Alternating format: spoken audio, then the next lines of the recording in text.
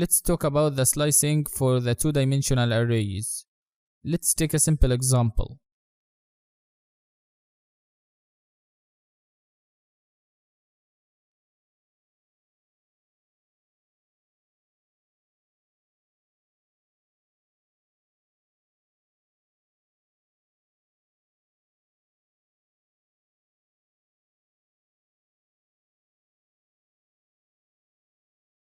We have a two-dimensional array here. The starting value in this process or this slicing process is the index 1. The index 1 in this case refers to the second array inside the two-dimensional array here. And from the second array inside the two-dimensional array, we slice it from the index 1 to the index 4, and the index 4 is not included. Let's take another example to return a certain element from both arrays.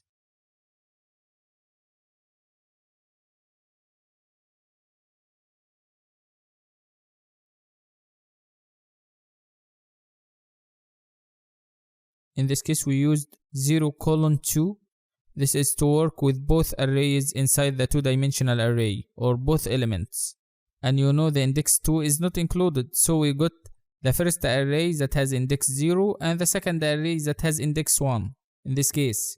And from the two elements or the two arrays inside the two-dimensional array, we got the third element that has the index 2. The third element inside the first array is equal to 3. And the third element inside the second array is equal to 30. As you can see, it is very simple.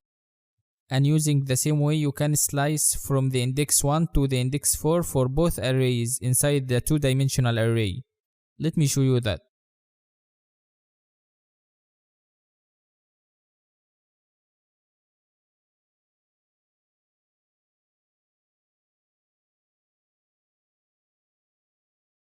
From both elements or both arrays inside the two-dimensional array, we sliced the array from the index 1 to the index 4. And note that the index 4 is not included.